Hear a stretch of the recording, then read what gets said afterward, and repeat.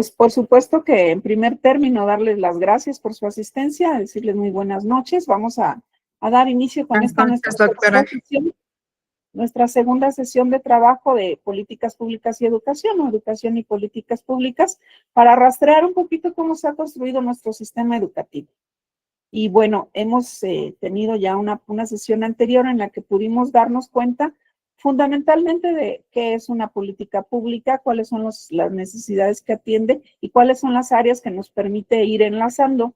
Y revisamos de una manera, por supuesto, muy somera, la forma en la que se manejaba la educación en el México prehispánico, y vamos a ir dándole cauce a la revisión ya del México colonial y del México independiente, para adentrarnos con mayor profundidad a lo que nos importaría mucho más, que sería a partir de la creación de la Secretaría de Educación Pública, que es ya de hecho la estructura formal en la que estamos nosotros inmersos, y a partir de la cual se han gestado las políticas públicas que le han dado cara y corazón, rostro y corazón a nuestra patria, ¿no? Si me permiten, voy a empezar a presentar desde donde nos quedamos.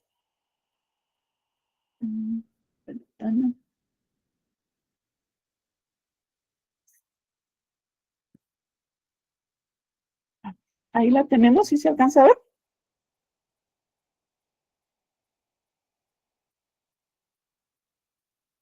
Sí se ve. Sí, sí se ve. Nada más déjenme ver dónde nos quedamos. Bueno, esta parte ya la revisamos, ¿verdad? Las necesidades que se atienden, no sé qué hice, espérenme tantito, porque ahí no era. Ok. Revisamos un poquito la educación en el mundo prehispánico y virreinal.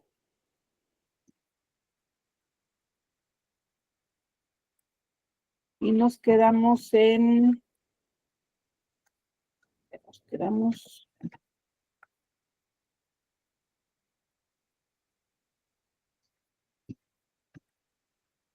aquí nos quedamos. Ah, pues sí lo tenía ahí, la Constitución de Cádiz. Quiero empezar con este video que nos va a recordar un poquito lo anterior y nos va a dar pauta para el siguiente periodo que vamos a revisar.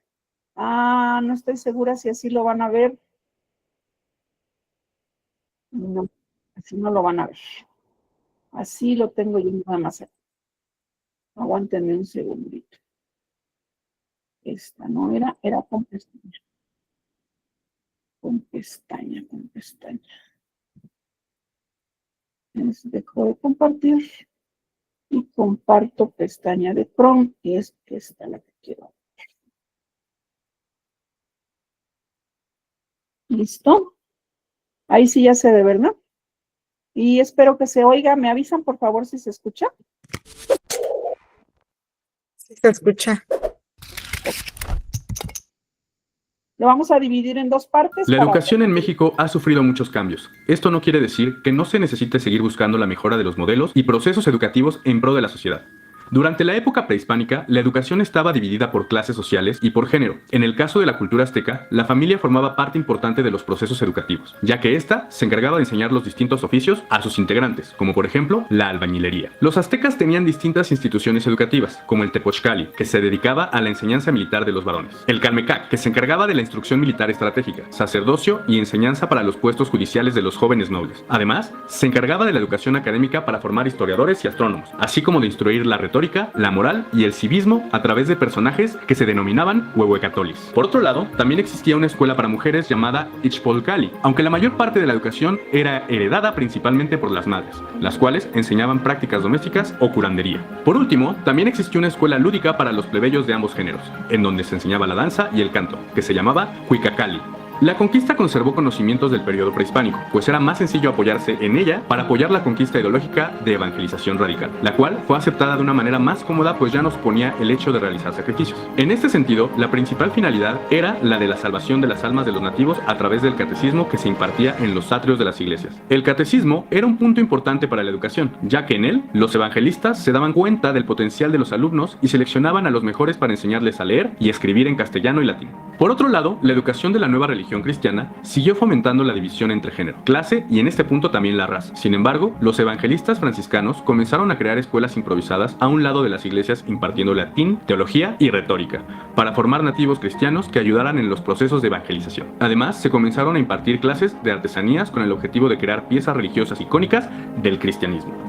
A mediados del siglo XVI, tras aumentar el mestizaje, empieza a tomar forma la escuela tradicional, aún con carga religiosa, lo que hace que la educación se tenga que segmentar en términos étnicos. Sin embargo, el propósito era el de adoctrinar a los estudiantes y la legitimización del dominio español a través de la enseñanza del idioma castellano e instruyéndolos en los nuevos oficios europeos, como cultivar y criar plantas y animales que no eran propios de la región. Por otro lado, los jesuitas se dedicaron a crear escuelas para indígenas, criollos y mestizos, en donde se enseñaba la lectura, escritura, danza, música, teatro y muchos oficios, y por supuesto la doctrina cristiana. Es aquí cuando se funda la Real y Pontífica Universidad de México, en donde se imparten las áreas de medicina, las artes, leyes, teología y filosofía, aunque seguía siendo únicamente para varones.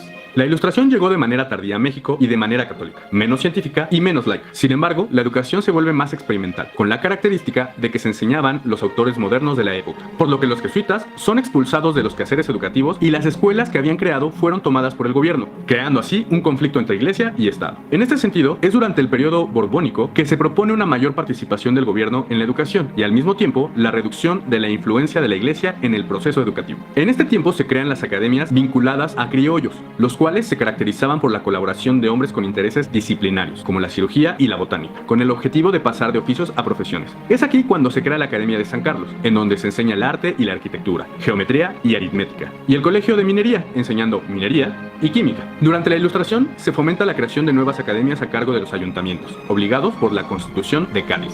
Durante el periodo de independencia, la educación sufre un retroceso debido a la guerra, la cual trae un grave deterioro de las instituciones prácticas y educativas, dando lugar a que se remuevan los modelos educativos vigentes y se adopten nuevos modelos educativos. Sin embargo, la inestabilidad del país, el ambiente antiespañol y la pobreza no dieron oportunidad para que se llevaran a cabo estos nuevos modelos. A pesar del ambiente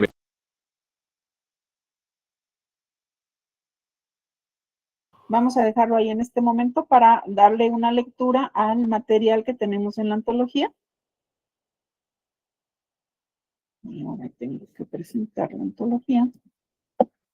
Sí se dan cuenta cuáles son las intencionalidades. Lo que queremos rescatar es las intencionalidades que existen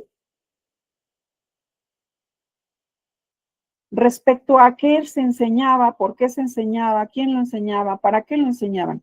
Esta toma de decisiones que obviamente cuando estamos hablando de la época colonial, estamos hablando pues de unas decisiones que se tomaban desde España y que estaban solamente aquí en representación, pues los personajes criollos, el virrey en su caso y los diferentes autoridades que eran nombradas por ellos, ¿no?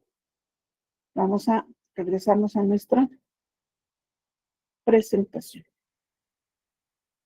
¿Por qué? Porque la presentación, porque nos vamos a ir dándole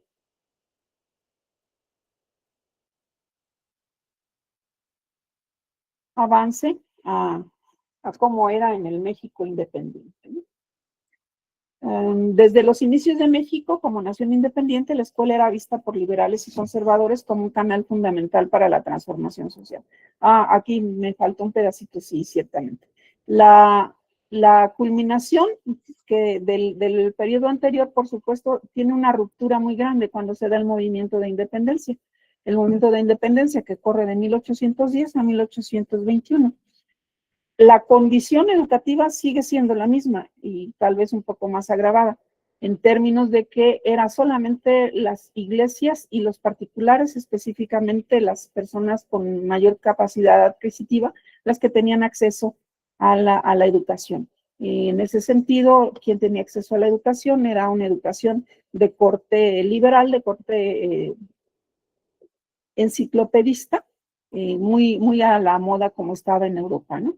Entonces, cuando se da el movimiento de independencia, ustedes recordarán que surgen dos grandes bloques político-ideológicos y desde ese momento estos dos grandes bloques se han ido disputando la toma de decisiones.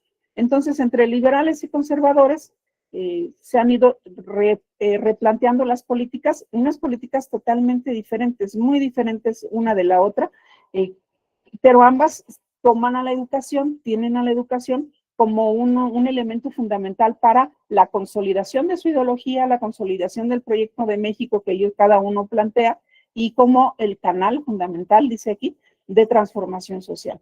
Entonces, entre estas divisiones que existen, entre estas alternancias que se fueron dando al inicio del México independiente, tenemos, por supuesto, las diferentes decisiones que se fueron tomando.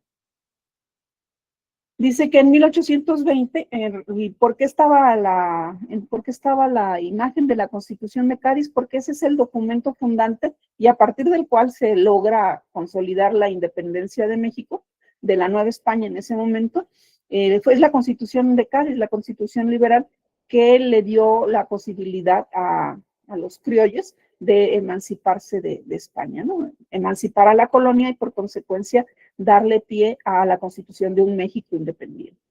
Existe un edicto real que prescribía que la instrucción tendría que ser cívica y que se retoma nuevamente a partir de 1812, pero esto fue en abril de 1820. Todavía, si se fijan, todavía no está consolidada la independencia, que se consumó hasta 1821, el 21 de septiembre, y los profesores utilizaron la Carta Magna, esta carta de la que estamos hablando, como libro de texto para enseñar a leer y escribir. El edicto llega a la Nueva España en agosto de 1820, de modo que en el Reino Español se forma a los niños en torno a los valores político-liberales. Cuando se consuma la independencia en 1821 y se consolida el gobierno imperial de Agustín de Iturbide, se procura la formación de los ciudadanos mexicanos, pero se mantienen las escuelas existentes y se mandan a hacer catecismos políticos. Si se fijan aquí, entonces, el interés fundamental ya no es como lo era en la colonia, el hecho de la catequización, la evangelización y la cuestión religiosa, sino la consolidación de una conformación político-ideológica que le dé solidez y que le dé legitimidad a la conformación del nuevo México que se está planteando.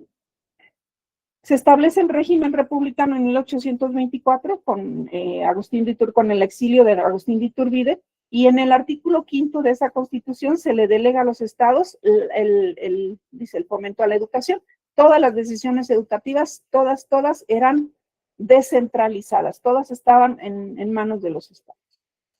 En 1823, como ministro de la Junta de Gobierno, Lucas Alamán, que es uno de los personajes importantes del lado conservador, hizo públicas sus ideas educativas en las memorias del Ministerio de Relaciones Interiores y Exteriores, que se expuso de nuevo en 1830 durante la presidencia de Anastasio Bustamante, también conservador, añadiendo que no se podían implementar por el sistema federal, ya que era necesario conservar los rasgos institucionales, relaciones y características de la sociedad colonial, que había permitido su funcionamiento armónico.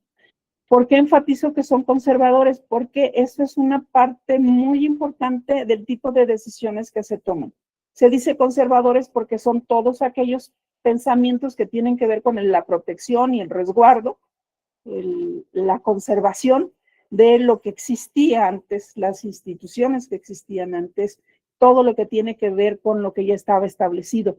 Y contrario a los liberales, que lo que pretendían era hacer una transformación, ¿no?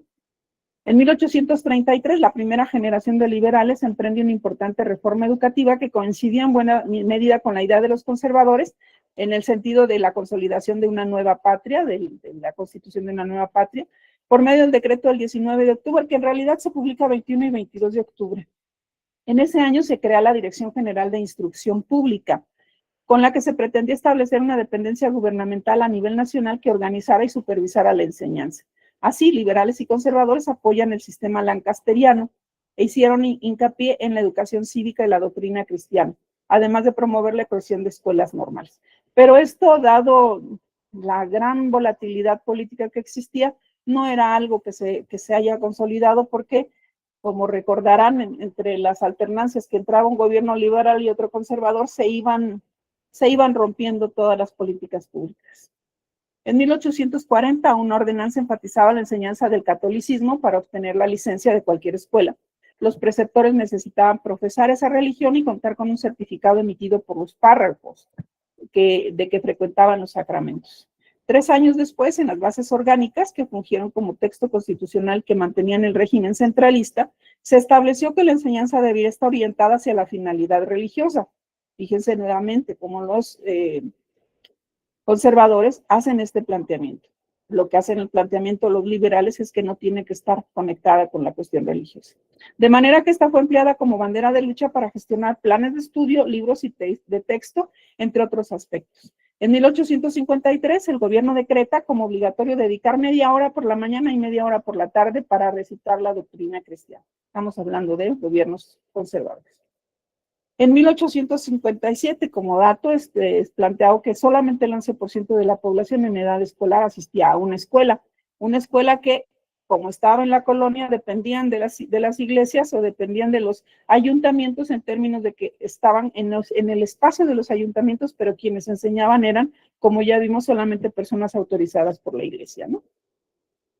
2 años después, en la Guerra de Reforma, el presidente Benito Juárez, que fue uno de los que más impulsaron en el siglo XIX la educación, por medio del Manifiesto de la Nación del 7 de julio de 59, establece que el gobierno liberal de la República procuraría que aumentara el número de establecimientos de educación primaria gratuitos, pues estaba convencido de que mediante la instrucción los pueblos podían alcanzar la prosperidad. Aquí no recuerdo si viene en esta antología, pero uno de los datos más importantes es el énfasis que le dio Benito Juárez, particularmente él, a la incorporación de la educación de las niñas. Antes no se consideraba a las niñas para estar en las escuelas y Benito Juárez lo propuso porque afirmaba que si se educaba a las niñas, se educaba a las generaciones futuras. Creo que esa es una visión muy importante, ¿no? Añadía que su gobierno promovería y fomentaría la publicación y circulación de manuales sencillos y claros sobre derechos y obligaciones de los hombres en la sociedad, también con fines educativos, ¿no? En el Segundo Imperio, el 2 de diciembre de 1867, el gobierno juarista expide la ley de instrucción pública que establece en el distrito y territorios la educación primaria gratuita para pobres y obligatoria para todos los niños mayores de 5 años. Suprimió la enseñanza de la religión e incluyó el estudio de rudimentos de historia y geografía. Esa ley creó también la Escuela Nacional Preparatoria. Estamos hablando de la vista de la necesidad de que los niños en el país, los niños en un país en muchos conflictos, tuvieran cuando menos la educación primaria, que no estaba, ya vimos que solamente el 11% tenía acceso a ella, y pues no había muchas más opciones. Imagínense ustedes que la Escuela Nacional Preparatoria se funda hasta entonces, ¿no? Parte importante de este periodo es la diferenciación entre lo que son las escuelas y las escuelas amigas. Las escuelas es la denominación que se le daba a las instituciones de educación en la que acudían los varones, y se le llamaba escuelas amigas a donde acudían las mujeres que tenían una educación distinta, a pesar de que se les había abierto la puerta en este sentido de tener la posibilidad de acceder a la institución. Los contenidos que se les enseñaba eran muy diferentes a los que se les enseñaba a los hombres.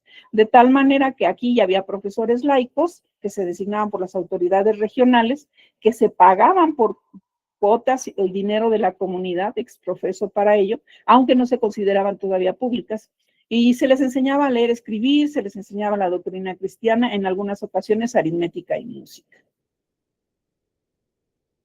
No se meten mucho con la incorporación de los grupos indígenas como tal, sino que se les incorporaba a las personas de la misma manera que a todos en su condición de habitantes de México, ¿no? De igual forma, las escuelas parroquiales o conventuales tenían su origen en el periodo novohispano, en la colonia, en el cual se les conocía como escuelas pías por ser gratuitas y por admitir estudiantes sin distinción étnica. Se encontraban adjuntas a las parroquias o conventos y se costeaban, estas parroquias son los que costeaban el salario del profesor, quien enseñaba lectura, escritura, doctrina y matemáticas en niveles elementales. Las escuelas municipales eran muy similares, con la diferencia de que las costeaba el ayuntamiento. En la Ciudad de México se abrió la primera en 1786, estamos hablando todavía del periodo colonial, que fue una escuela amiga municipal que ofrecía un buen salario para los profesores. A poco tiempo de erigirse la nación independiente y tras adoptar el sistema republicano de gobierno, el ayuntamiento abrió otras 3 escuelas en el 25, 27 y 29 respectivamente. En este último año, la original escuela municipal, la primera, fue incorporada a la compañía lancasteriana, que empezó a cobrar presencia luego de haber sido fundada en la Ciudad de México en 1822. El modelo lancasteriano es el que prevalecía fundamentalmente en la mayor parte de las instituciones que se dedicaban a la educación. Se populariza como una técnica pedagógica de enseñanza mutua. Aquí vamos a ver un poquito más adelante cuáles eran las características de la educación lancasteriana y por qué dio la pauta y permitió la proliferación de muchas más personas educadas, ¿no? No las necesarias, no las suficientes, pero sí abrió una gran brecha por ahí. Por aquellos años, dice Agustín Buenrostro, presentó un proyecto para la creación de 5 nuevas escuelas municipales y 4 amigas. Acuérdense la diferencia, las escuelas normales serán para los niños, las escuelas amigas serán para las niñas, que también adoptarían el método mutuo, el lancasteriano, por lo que para 1835 funcionaban en la capital del país 7 escuelas y 4 amigas, que atendían a 680 niños y niñas. De acuerdo con los historiadores, 3 años después eran 7 escuelas y 5 amigas con una población de 790. Estamos hablando en los primeros momentos de la época de independentista. Las escuelas amigas, bueno, aquí está explicado qué era lo que hacían. Asistían las niñas, se les enseñaba religión, moral, castellano, literatura, música, dibujo y nociones de pintura, y algunas lecciones que eran propias de su sexo: costura, elaboración de flores artificiales, porque se les tenía que enseñar manualidades, y algunos temas considerados novedosos como historia, antigua, moderna y mexicana, natural, geografía, aritmética, teneduría de libros, medicina doméstica, higiene, economía doméstica, idiomas como inglés, francés o italiano. Se dan cuenta, es como todo el bagaje de lo que se supone que tendría que tener una dama, una mujer, para atender adecuadamente la casa, ¿no? ¿Cuáles son las características del sistema lancasteriano? Es un sistema de enseñanza mutua, es decir, no había un maestro que enseñara, había muchas personas que enseñaban a las otras personas que no sabían. De tal forma que un profesor podía atender de 200 a 1000 alumnos. ¿Por qué? Porque no los educaba a ellos, no les enseñaba a ellos, sino que ponía monitores en diferentes grupos y todos estos grupos podían aprender de la persona que estaba a cargo de ellos. Estos monitores eran quienes ya sabían algo, quienes ya sabían a leer, les enseñaban a leer, quienes ya sabían matemáticas, les enseñaban matemáticas, quienes sabían algún oficio, les enseñaban así. Y había monitores generales encargados de tomar la asistencia y el cuidado de los escolares. Había monitores de orden que administraban la disciplina, y todos estaban presentes de frente al escritorio del maestro en largas mesas con bancos de madera para 10 alumnos, una detrás de la otra. Entonces se hacía una educación de carácter masivo, ¿no? En cada clase se colocaba en la primera mesa un telégrafo que servía para indicar el número de esta, al frente de una plataforma de madera donde se ubicaba el escritorio del profesor y 2 bufetes para los monitores del orden. En los muros alrededor del cuarto había carteles que permitían o que apoyaban la enseñanza de lectura y aritmética. Esta antología, ¿qué pasó aquí? No sé qué pasó aquí. Pues,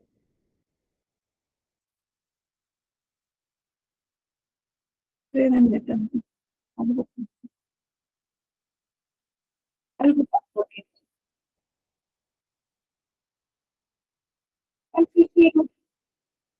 Me pusieron en acción todos, creo. Ah, ya sé qué pasó.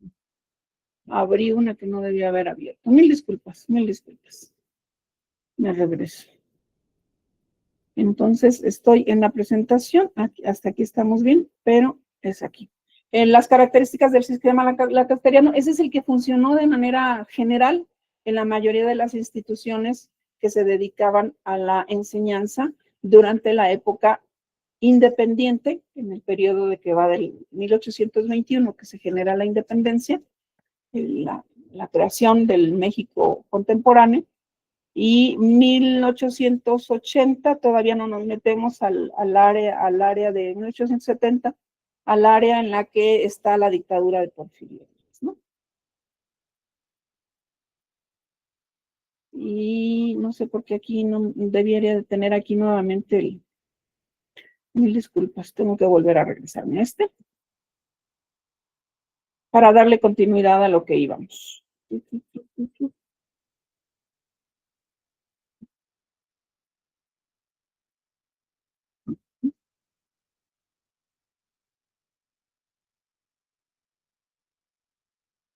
Hasta ahí vamos, ¿verdad? Oh, pero aquí tengo que dejar de presentar para presentarles la pestaña. Mil disculpas, otra vez. Porque aquí no se ve. Compartir, pestaña. Y pues se me abrieron dos. Porque se abrieron dos. Listo. ¿Sí se ve ahí?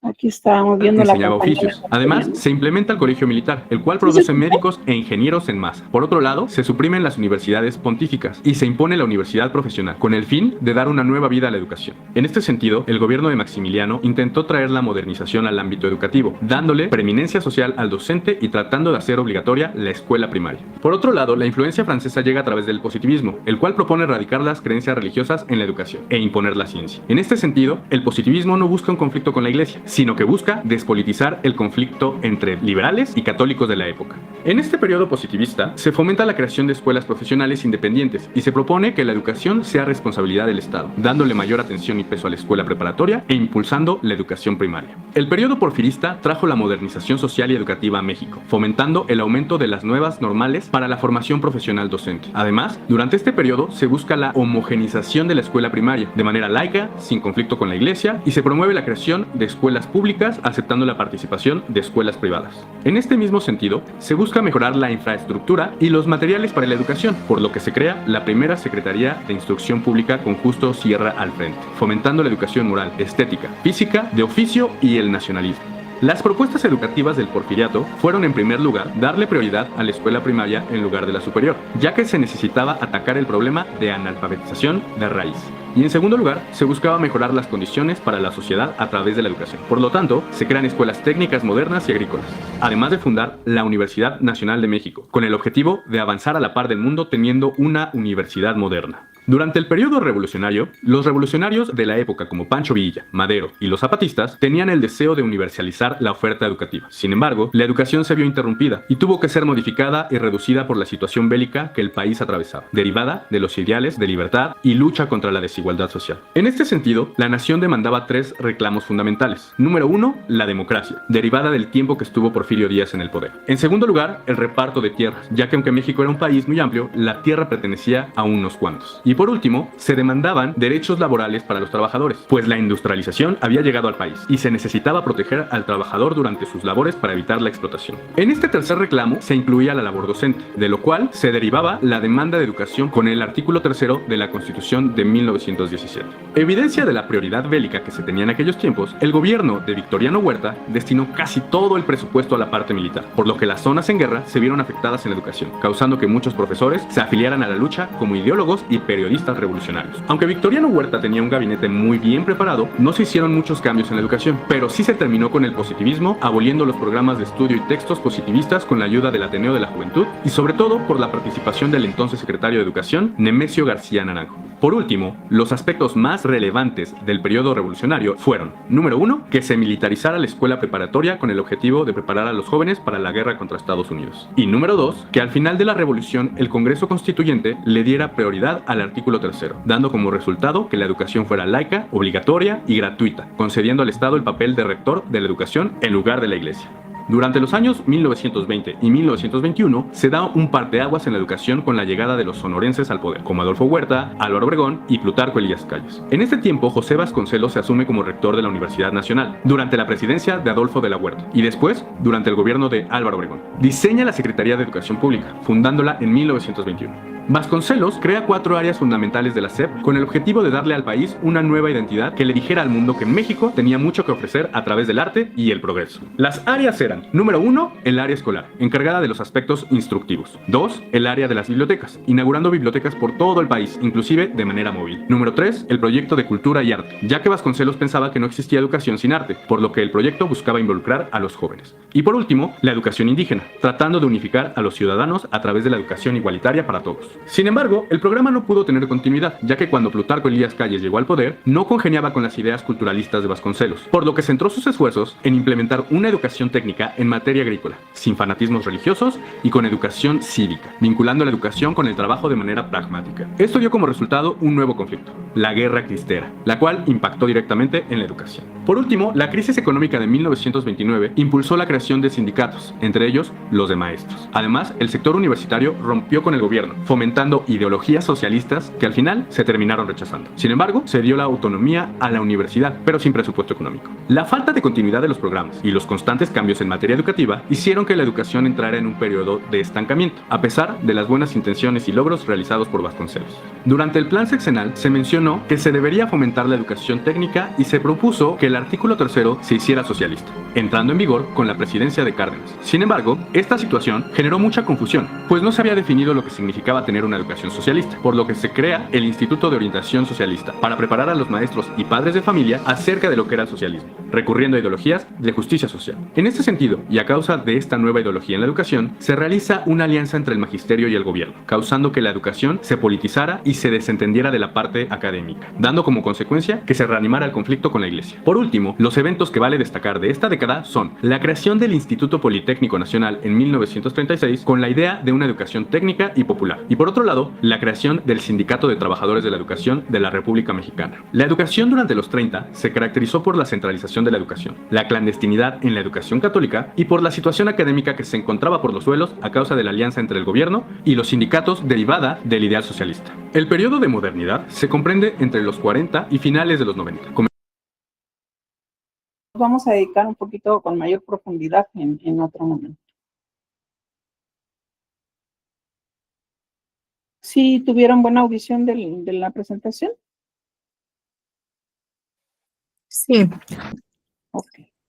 Aquí la parte importante es en este periodo post-revolucionario, bueno, desde el momento en el que está la famosa llamada dictadura de Porfirio Díaz, nos damos cuenta que el interés que se toma en el gobierno de Porfirio Díaz es la incorporación de México a las políticas internacionales.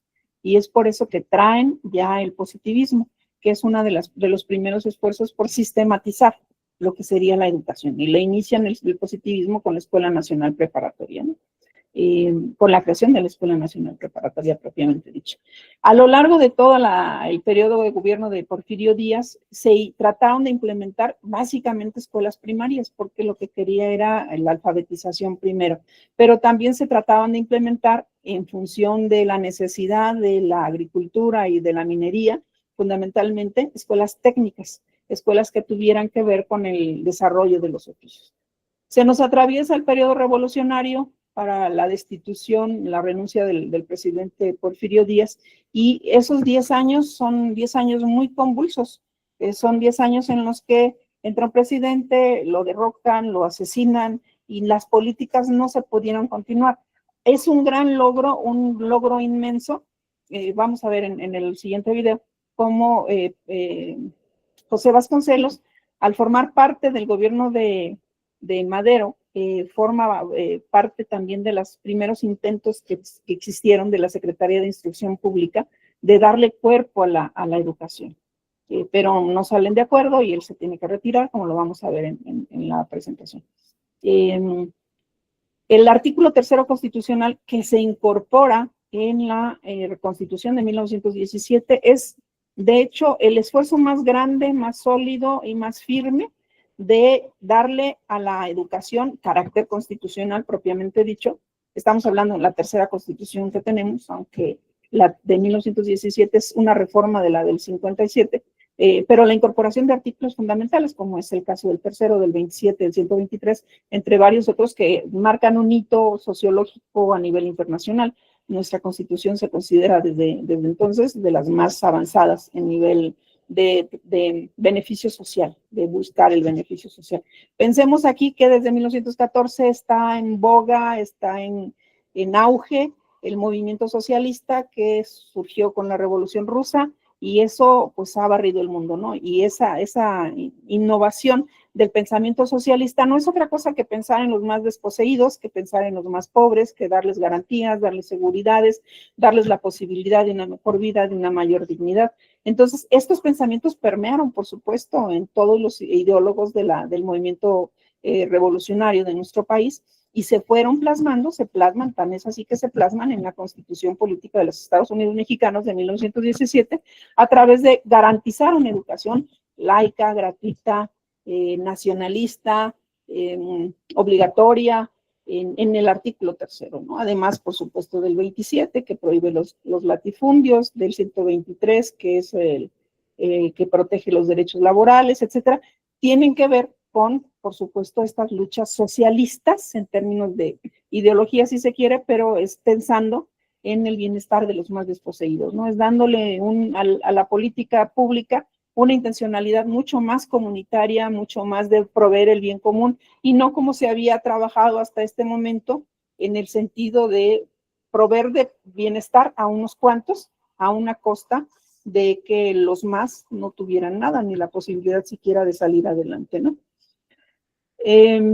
Uno de los personajes más importantes de esta época es sin duda, con todos sus asegúnes, porque vamos a ver que se trata de circunstancias personales, ideológicas, emocionales, controvertidas, pero en sus inicios un personaje que vale mucho la pena conocerle y reconocerle el papel tan importante que jugó y que desempeñó en la conformación no solo de México, sino particularmente del sector educativo mexicano, merced a la gran visión que tuvo, merced a las aspiraciones, a la ideología, al gran ideario, a la gran visión a futuro que tenía, a la construcción de una prospectiva que no existía en el momento, que no existía en ninguna otra persona y que él fue consolidando a partir ciertamente pues de juntarse con personas que apoyaban de alguna manera y que aportaban de alguna manera elementos a esta constitución, a la constitución de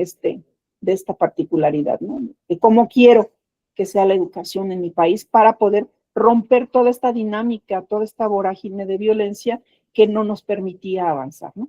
Entonces, me voy a permitir, aunque es un poco largo, pero sí me parece importante, me voy a permitir presentarles un video que también nos habla. Le estoy haciendo una trampa, espero que no les moleste, porque lo estoy haciendo más rápido, es un video muy largo, entonces lo puse en velocidad en 1.5, se alcanza a entender perfectamente, pero nos va a consumir menos tiempo de la clase, se entiende perfectamente, espero que no les desagrade escuchar un poquito rápido las voces para que podamos revisar este video y a partir de lo que conocemos del personaje, irnos dando cuenta de, primero, cómo se conformó la Secretaría de Educación Pública y a partir de ahí, cómo se ha ido transformando de las diferentes formas a través de las políticas públicas que se han ido planteando posteriormente y por qué y de dónde surgen, ¿no?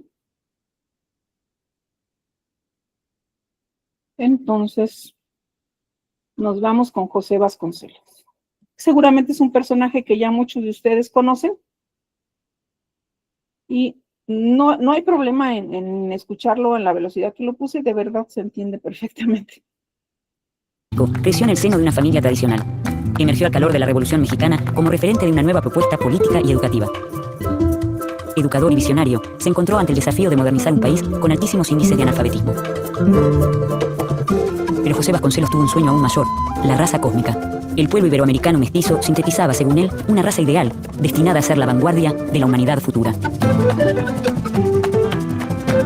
Díganme, por favor, si lo incluyen, no para bajar la velocidad.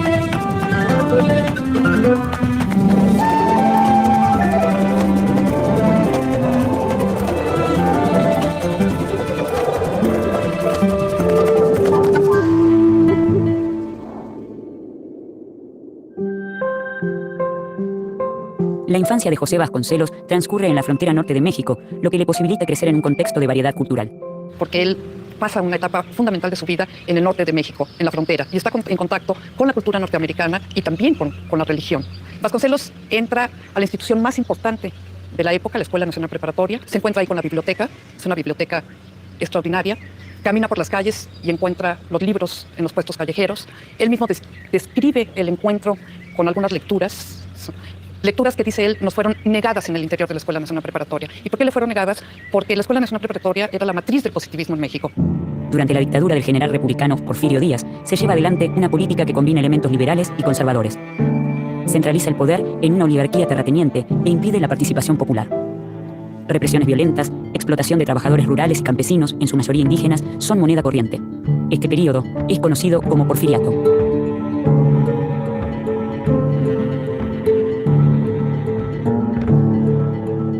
Justo Sierra es el ministro de Instrucción Pública del gobierno de Porfirio Díaz. Conocidos como los científicos, Sierra y su gobierno se fascinan por lo francés, lo alemán o lo estadounidense, influencias que determinan el modelo para seguir. Vasconcelos critica la educación positivista impuesta por Sierra y, junto con otros jóvenes, funda el Ateneo de la Juventud Mexicana. Se oponen a un sistema que promueve una visión única del pensamiento filosófico de impronta científica y determinista y exigen la libertad de cátedra y de pensamiento.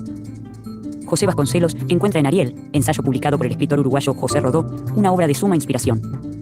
En Ariel se insta a la juventud hispanoamericana a construir una nueva cultura, constituida sobre la base de una identidad latinoamericana.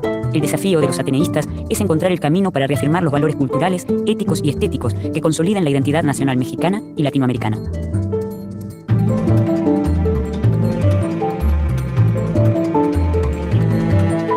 Forma el Partido Nacional Antirreeleccionista y en 1910 decide enfrentar en las elecciones al dictador Porfirio Díaz. Es el único del grupo que opta abiertamente por lo que en ese momento era el movimiento antirreeleccionista de Francisco I. Madero. Vasconcelos fue director del periódico El Antirreeleccionista, financiado por la familia de Madero. Hoy parece fácil afiliarse a un partido político. En ese momento, y el hecho de que haya sido el único, habla de un compromiso intelectual, de un compromiso político y de una ética que en aquel momento muy pocos tenían realmente el arrojo para desarrollar.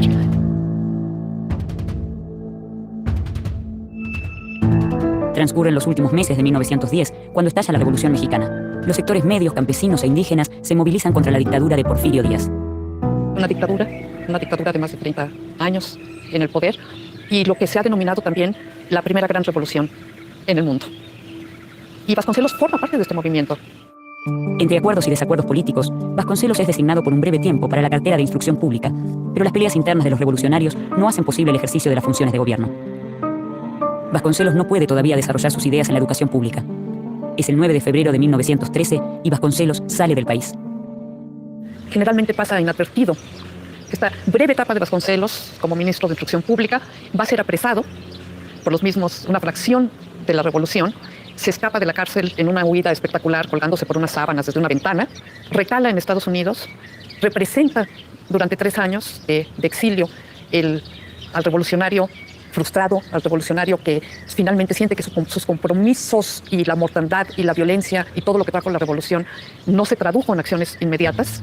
Es el año 1911 cuando Madero es elegido presidente. En 1913, un movimiento contrarrevolucionario es encabezado por Victoriano Huerta. El levantamiento militar concluye con el asesinato de Madero y Huerta asume la presidencia, lo que provoca la reacción de jefes revolucionarios como Venustiano Carranza y Francisco Villa. El ejército de Carranza, comandado por el general Álvaro Obregón, obliga a la renuncia de Huerta. Carranza ocupa la presidencia, pero Pancho Villa y Emiliano Zapata lo rechazan. El general Obregón intenta, sin éxito, disolver el conflicto con los jefes revolucionarios y se enfrenta a las tropas de Villa y Zapata, las cuales son doblegadas. Carranza llega al poder y legitima su presidencia de modo constitucional en 1917. Pero Obregón considera que las conquistas revolucionarias, lejos de profundizarse, corren peligro de ser destruidas. Considera a Carranza un traidor y organiza un levantamiento contra su gobierno.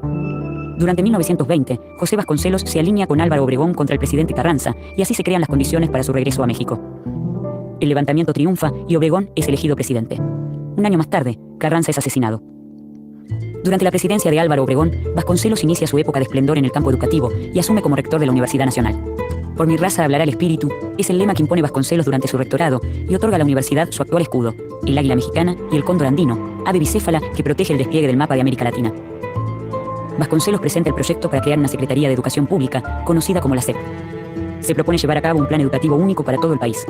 Su actuación en este cargo es tan breve como intensa y deja marcas imborrables en la educación mexicana y latinoamericana.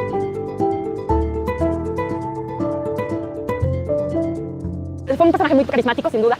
Entonces sí consiguió como reunir un impulso muy importante, no solamente de educadores, sino incluso de artistas y de todo tipo de intelectuales para participar en este gran proyecto de la Secretaría de Educación, ¿no?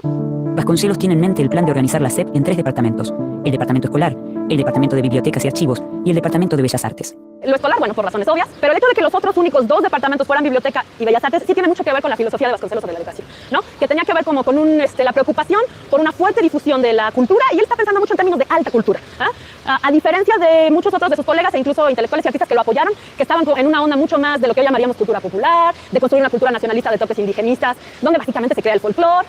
Vasconcelos eso no le parecía mal y fue él el que convocó a este tipo de gente, pero lo que realmente le gustaba era lo que hizo con el departamento de bibliotecas, que fue hacer enormes tirajes de libros clásicos, de clásicos griegos. Le encantaba la idea de mandar la Ilíada y la Odisea al último pueblo de México y que se aprendiera básicamente a leer y escribir con ese tipo de lecturas, ¿no? El tercer departamento también tiene mucho que ver con esa idea humanista y esa idea de alta cultura y de importancia de los clásicos. El de Bellas Artes para él era como la culminación. O sea, para él era inconcebible que una Secretaría de Educación no tuviera un departamento de Bellas Artes, ¿no? El arte era como una cuestión espiritual que coronaba la educación. El plan de Vasconcelos se pone en marcha. Convoca a sus viejos compañeros del Ateneo de la Juventud para que asuman cargos en su gestión. Se suman al proyecto el Departamento de Enseñanza Indígena y el de Desanalfabetización.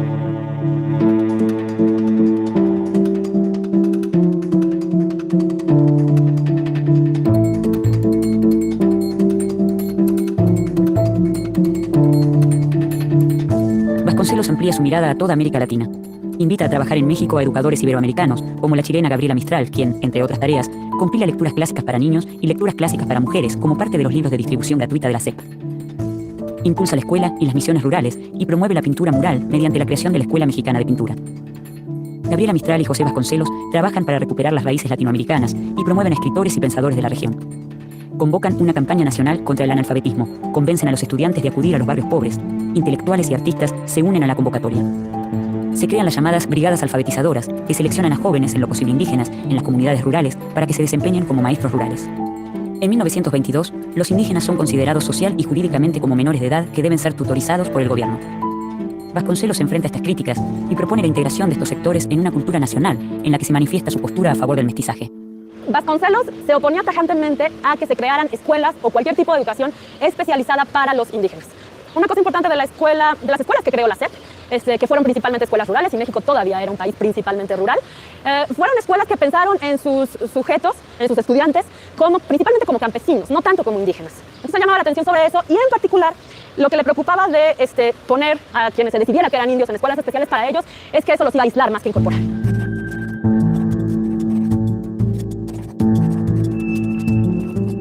Es el año 1923. Bajo el lema Tierra, Escuela, Acción Cívica y Cultura, se redacta el programa de redención indígena.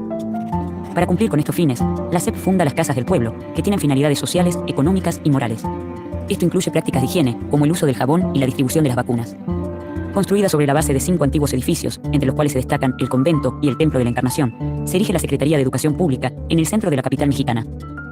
Diego Rivera y hasta el mismo Vasconcelos participan en sus pinturas y diseños, modificando los planos arquitectónicos.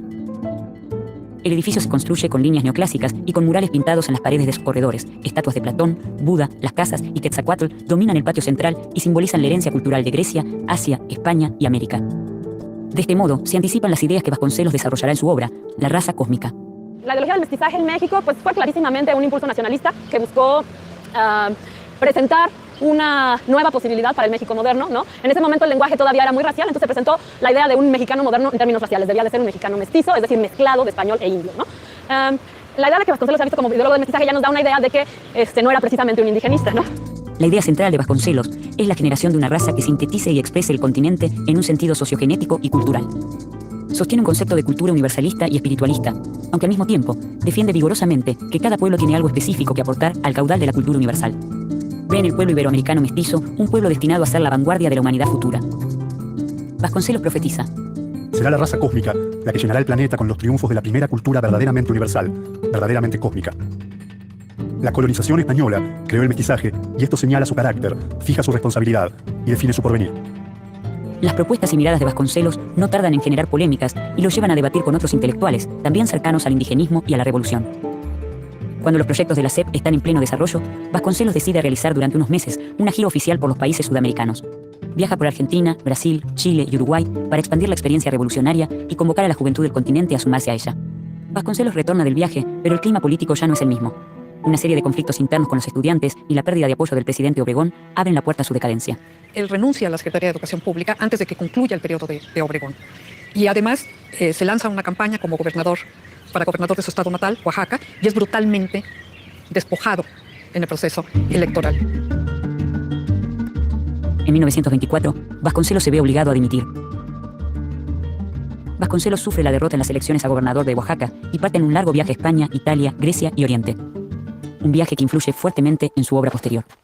Después de su renuncia a la secretaría, ¿sí?, y del periodo de su gran enemigo político, que fue Plutarco Elías Calles, otro general, que además para Vasconcelos representa toda la parte negativa del caudillismo militar.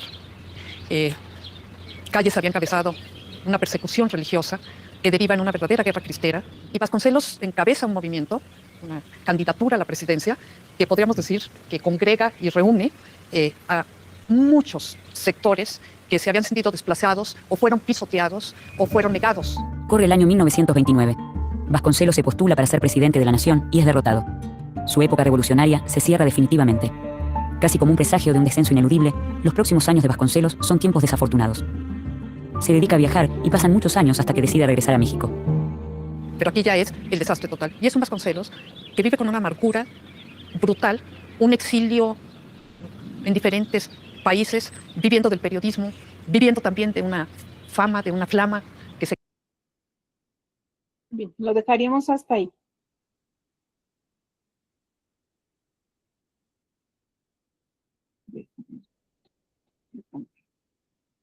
Lo que quisiera que rescatáramos en esta reflexión respecto de la vida y de la obra de José Vasconcelos es particularmente cuáles fueron las bases que sentaron la conformación de la Secretaría de Educación Pública, para qué se crea, cómo se crea y cuáles son las expectativas a partir de las cuales se espera que la educación se desarrolle. ¿Se dieron ustedes cuenta de que una de las líneas ideológicas más importantes era la consolidación de una raza cósmica, le llama él, de una nacionalidad, de un prototipo de mexicano que no es ni indígena ni criollo, ni españolizado, ¿no? Sino que es una mezcla, que es la simbiosis de dos culturas, en la que él denomina raza cósmica, y que no le interesaba crear escuelas para indígenas, sino fundamentalmente incorporar a los indígenas al curso natural de la educación, en la que todos tendríamos que estar incorporados, ¿no? El fomento tan grande, la necesidad que él veía tan grande de la cultura, de aprender a leer, decía la autora, la doctora que estaba entrevistando, de aprender a leer leyendo a los grandes clásicos. Decía, no solamente pensar que sí lo hizo y sí convocó a esta gente en la cultura popular, sino que hacerse allegar la alfabetización, incorporarse a las letras a partir de las mejores obras que ha generado el ser humano, ¿no? Crearon las misiones culturales, convocaron a una gran cantidad de personas que ya sabían leer para que se convirtieran en maestros, crean las casas de la cultura, crean de las comunidades culturales, por supuesto, las comunidades indígenas culturales, se diseminaron por todo el país, y en todo el país hicieron este apostolado que muchas veces le llamamos el apostolado de la alfabetización, que permitió que México despegara en el ámbito educativo, ¿no? Entonces, sí me gustaría escuchar qué es lo que ustedes rescatan de esta parte, y a partir de ahí nos vamos a meter ya en lo que tiene que ver con el México más contemporáneo, que es a partir de del general Lázaro Cárdenas del Río y sus intentos de volver la educación socialista, y a partir de ese es cuando se van dando ya las políticas públicas más específicas, que son ya derivadas de leyes, ya no solamente del caudillismo, ya no solamente de la intención de los líderes, de la intención de los ideólogos, sino ya plasmadas en leyes. Están plasmadas perfectamente, no solamente en la Constitución, sino ya en leyes secundarias y en proyectos específicos, ¿no? Nos vamos a dar a la tarea en un momento más de ese análisis, pero me gustaría escucharles. ¿Qué rescatan ustedes de este periodo de la creación de la Secretaría de Educación Pública? Me gustaría escucharles.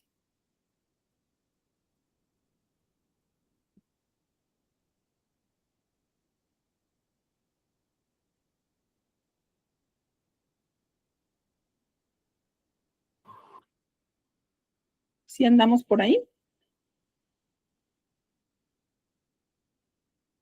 Sí, doctora.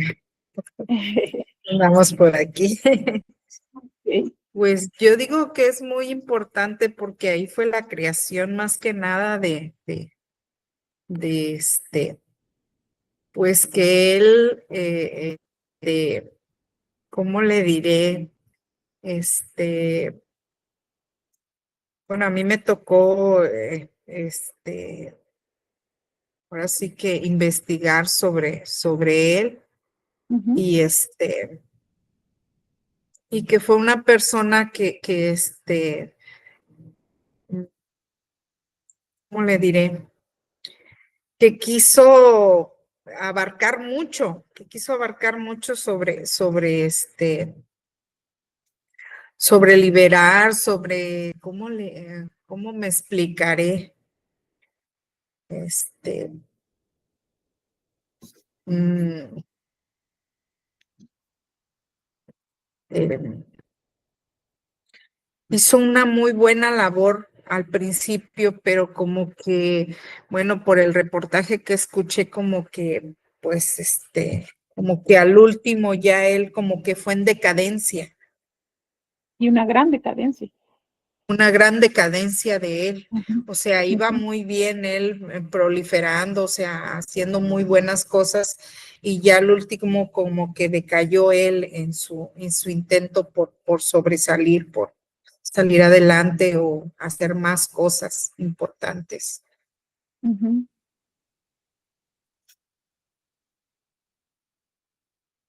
¿Qué de las ideas te parece que son las más importantes de las que él proponía? De las que él proponía, Ujú.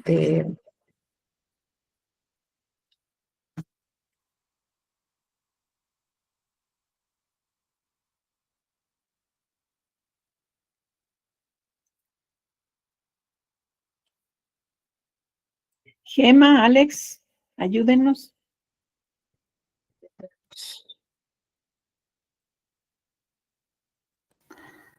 Bueno, a mí me llama la atención lo de que decía de la raza cósmica. Y bueno, por ejemplo, a mí sí me dice, ¿no? Que conociera nombres de personajes que le hayan dedicado a la educación en esa época. Ujú, Por ejemplo, el único nombre que me suena es José Vasconcelos. ujú. Y me llama la atención de que, o sea, ahí en el documental mencionan de que tenía como que, pues, rivales. Entonces yo no, o sea, si me dicen cuál era su rival o quién eran nosotros que pensaban de forma diferente, no me suena cuáles eran sus ideas. Y, Básicamente se refieren a rivales políticos, ¿no? El rival ajá, más importante fue Plutarco Elías Calles porque contendió la presidencia de la República por él, con él más bien, y Plutarco Elías Calles le ganó, pero le ganó, bueno, dicen que haciendo uso de las Fuerzas Armadas también, ¿no? sí, Allegándose del ejército, que él era general, y que no fue un pleito muy legal. Bueno, eso es lo que está documentado, ¿no? Pero entre sus detractores, imagínate, todos los conservadores, todos los positivistas. ¿Recuerdan Justo Sierra? Bueno, Gabino Barreda nos trae de Europa. Gabino Barreda en 1867 nos trae de Europa para la fundación de la Escuela Nacional Preparatoria, nos trae de Europa el positivismo. Nos dice aquí las cosas mediditas, con mucha disciplina, solamente lo que la ciencia dice, absolutamente separado de la iglesia, nada que ver con la libertad de expresión o con la libertad de cátedra o con la libertad de enseñar lo que uno quiera, sino lo que está marcado en el libro y no te salgas de ahí. Y los niños tienen que repetirlo y al repetirlo tiene que ser puntual porque si se equivocan está mal. Es parte de los rasgos que tenía el positivismo, ¿no? Su tajante rigidez y todo lo que no se puede medir y pesar y reproducir no existe. Entonces, este positivismo es contra el que está en contra, no solamente Vasconcelos, sino Vasconcelos y sus amigos del Ateneo de la Juventud, que es un grupo de diálogo que se conforma a partir de esta oposición, que dicen, no estamos de acuerdo con que tú nos digas qué es lo que tenemos que enseñar, o con que nos digas que las cosas tienen que ser a fuerzas de esta manera, o con que nos digas que no podemos enseñar de maneras diferentes, etcétera, que no tenemos esa libertad de cátedra que era lo que buscaban, y que no se enseñen las cosas de la cultura, ¿no? Por ejemplo, no se enseñaban las cosas de la cultura, se enseñaban las cosas de la ciencia, básicamente. a esos opositores se refería un poco el reportaje en términos de decir, pues él está en una línea que tiene que ver con el liberalismo y los otros están en una línea que tiene que ver con el positivismo, que son aguas muy separadas, ¿no? ¿Qué te parece, Alex? Mm, pues interesante, pero como que desconozco mucho. Lo que yo quisiera destacar de él particularmente es esa gran visión, porque si se fijan, este fue un esfuerzo que en los 100 años que teníamos los 100 años que teníamos de nación independiente, a nadie se le había ocurrido. Y es que más que nada, doctora, él se preocupó mucho por la educación.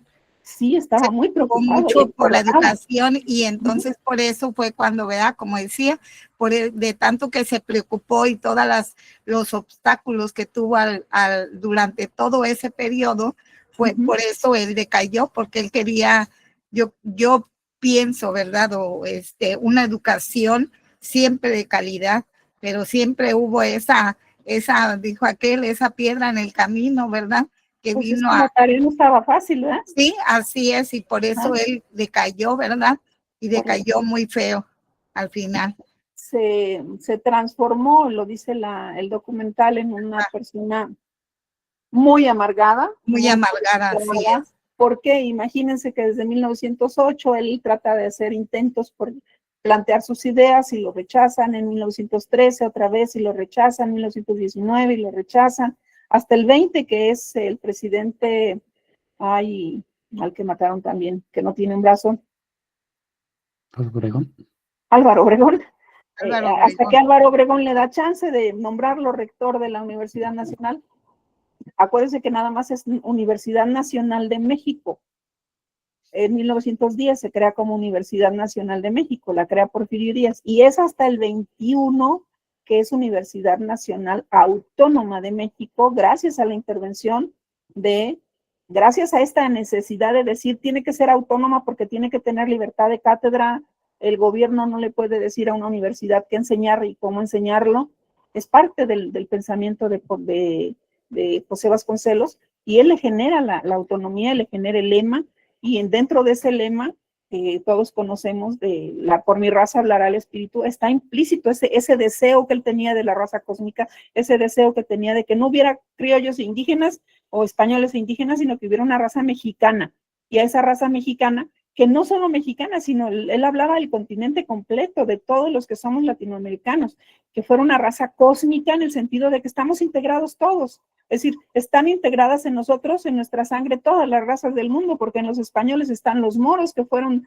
dominados 800 años por los árabes. O sea, la sangre de los españoles tiene sangre mora, y la sangre de los españoles está con nosotros, y nosotros tenemos sangre mora, sangre española, sangre francesa, sangre de todos lados. Por eso él hablaba de una raza cósmica, ¿no?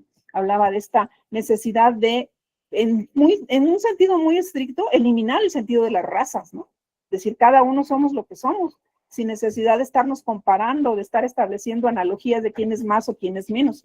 Y dentro de ese parámetro que se está planteando, esta idea que plasma en el logotipo y en el sello de la Universidad Nacional Autónoma de México, lo deja muy claro, ¿no? Además, por supuesto, de sus obras, como es La raza cósmica y como es el Ulises Criollo, en el que él hace una autobiografía muy importante de su obra.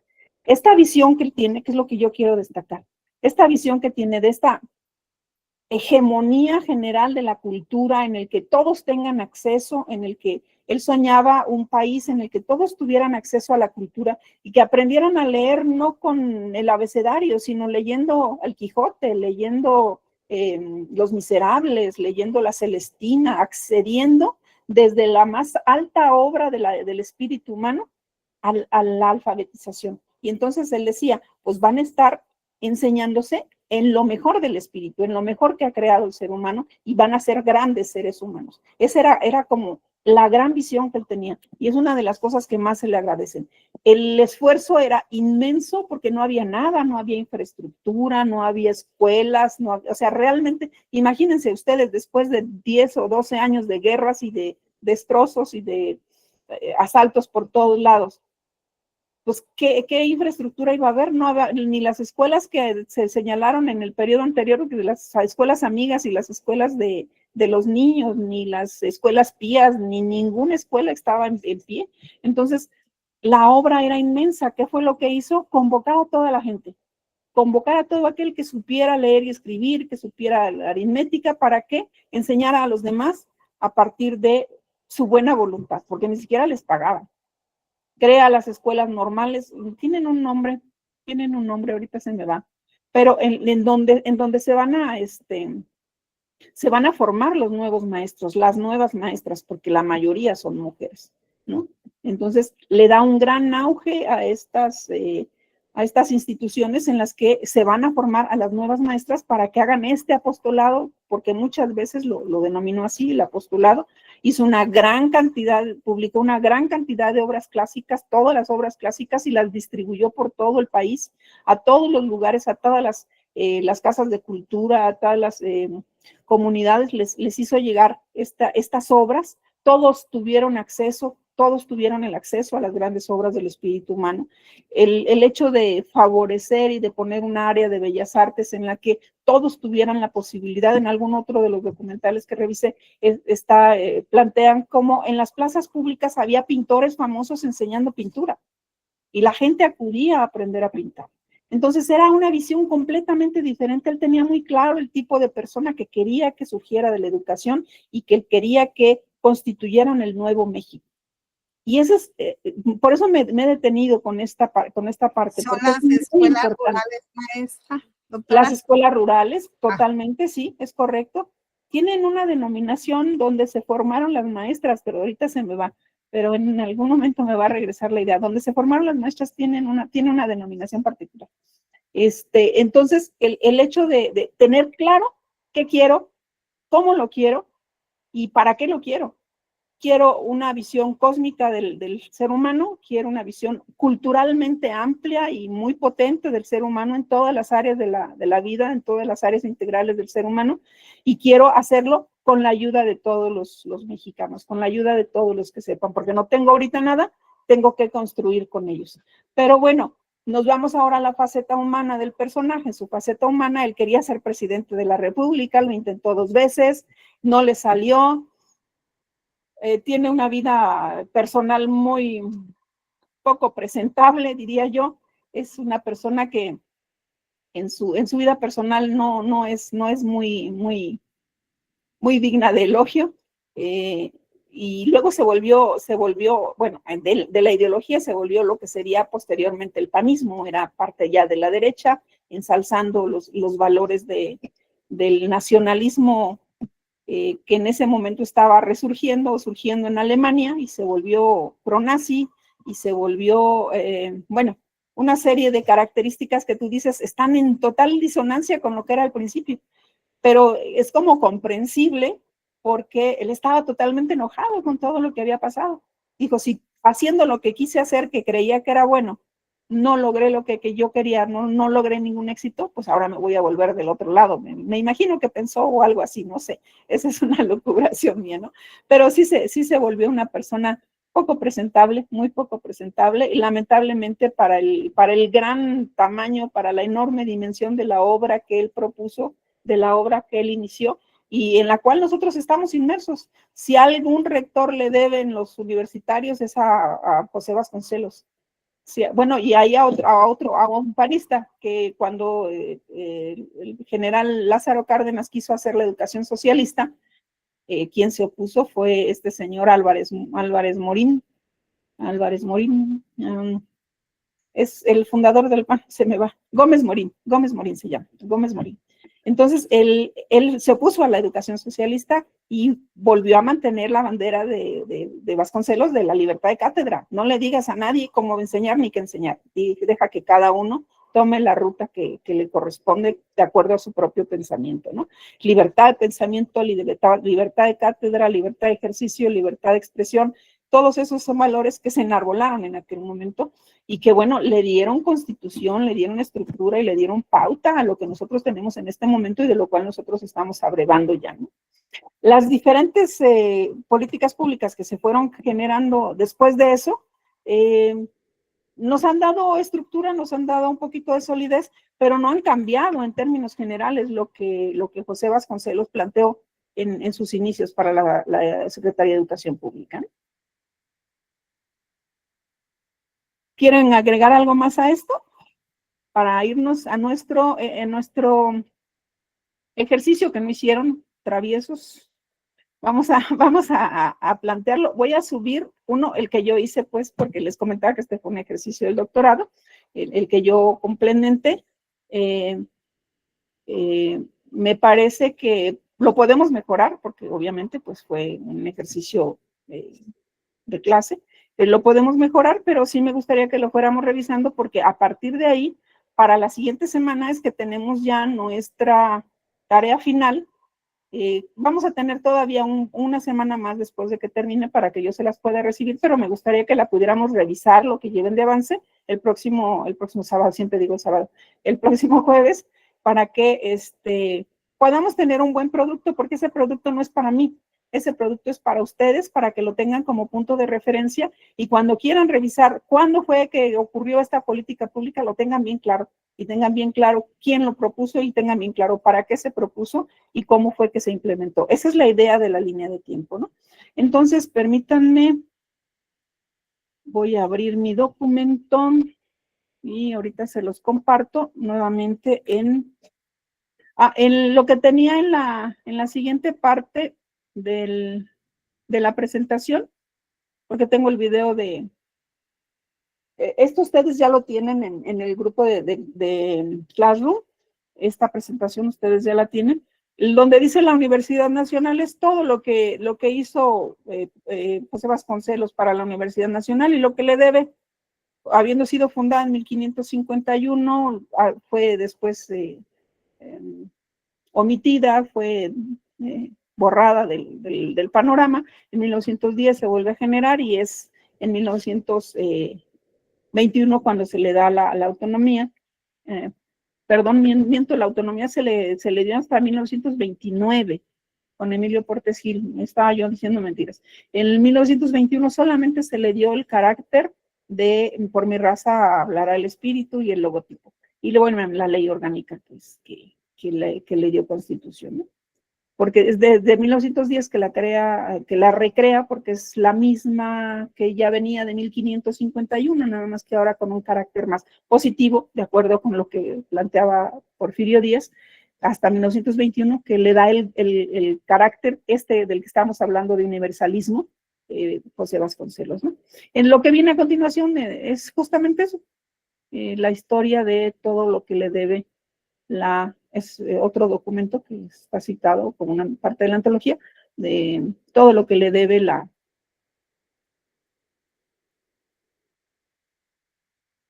Universidad Nacional Autónoma de México a José Vasconcelos. Déjenme ahora, aquí los tengo.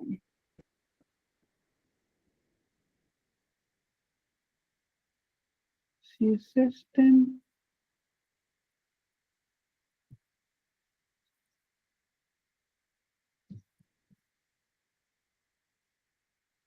Sí, me quedé hasta Andrés Manuel López Obrador y con el amigo Delgado, de cuyo nombre no quiero acordarme. Déjenme, se los voy a presentar. Presento pantalla, ventana. Compartir. ¿Ventana? No, ventana, sí, ventana. Es este. ¿Sí lo pueden ver?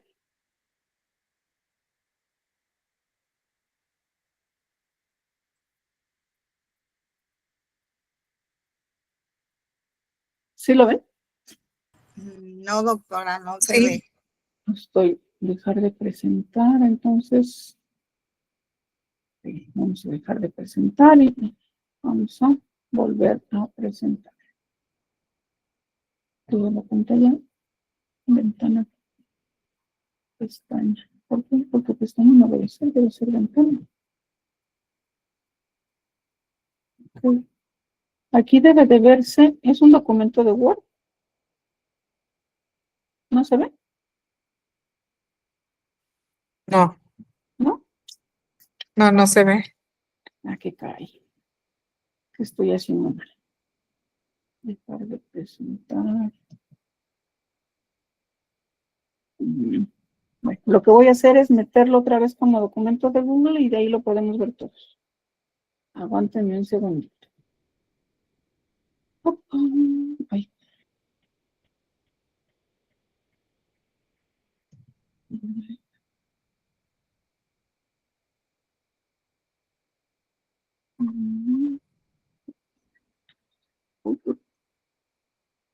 Aquí. Abrir uno. Que se descubrió.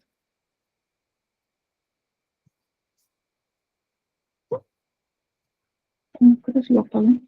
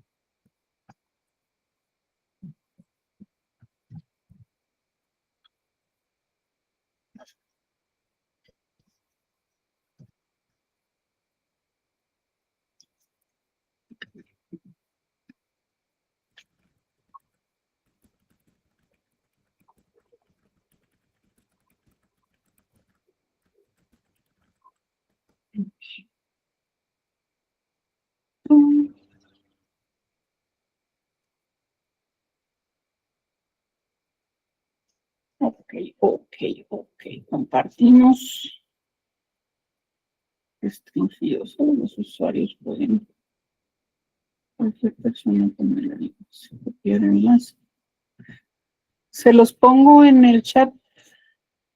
A ver si todos lo pueden abrir. Se supone que ahí no tengo que estarles autorizando. Intenten, por favor, abrirlo.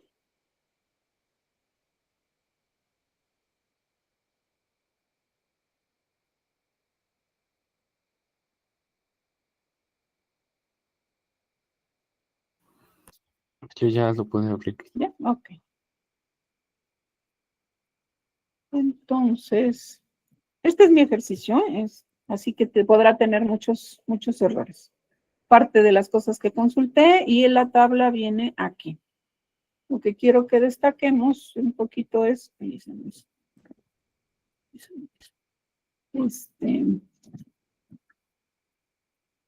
vamos más grande, aquí. Ok. Que vayamos repasando, qué fue lo que fue ocurriendo. José Vasconcelos, en 1921, restituye las funciones y dependencias, reincorpora la Escuela Nacional Preparatoria a la Universidad Nacional de México y acuña el lema, por mi raza hablará el escrito. En ese mismo periodo, siendo rector de la UNAM, en 1820 presenta el proyecto de ley para que sea creada la Secretaría de Educación Pública, lo que le aprobaron un año después y él queda como titular de la misma. Es titular de 1921 a 1924, se funda la SEP en 1921. ¿Alguien sabe qué fecha se funda la SEP?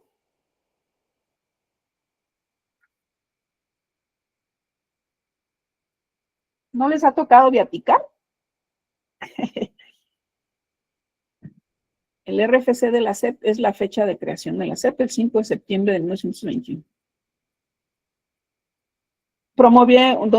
Desde donde se promueve una verdadera cruzada, una campaña masiva de alfabetización que capta voluntarios que recorrieron todo el país en condiciones por demás adversas para alfabetizar las poblaciones en zonas marginales.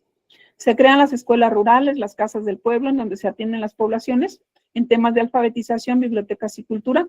Se crean misiones culturales. Sí les dije, esa es la que no me acordaba. Se llaman misiones culturales. Se crean las misiones culturales para la formación de maestros, así como casas de cultura. Se generan mayores recursos para la atención a la educación. Se impulsa la creación de bibliotecas públicas y hay una gran difusión en la distribución de libros. Se establece un programa cultural y educativo que incluyó la publicación de clásicos de la literatura universal. Se fomentó la educación artística en todas sus manifestaciones, encargando murales a destacados pintores mexicanos, que como sabemos están los más importantes de los tres muralistas mexicanos en las obras de ahí de la Secretaría de Educación Pública, ¿no? No tomó en cuenta las grandes brechas culturales y económicas existentes. Ese sería como un resumen. Lo que yo les pedía en esta columna es un resumen de lo que se hizo en materia educativa. Vi que algunos me pusieron lo que hicieron en materia general en el país, pero no era esa la idea. La idea era qué se hizo en materia educativa solamente. Si parte de lo que ustedes tienen en su aportación me falta aquí, por favor incorpórenlo para ir tener un documento mucho más completo. Después de él, con Plutarco Elías Calles, tengo a Bernardo J. Gastelum. Por ahí alguno me puso que me había hecho falta uno. Me encantaría que lo incorporaran aquí, por favor, del 24 al 28.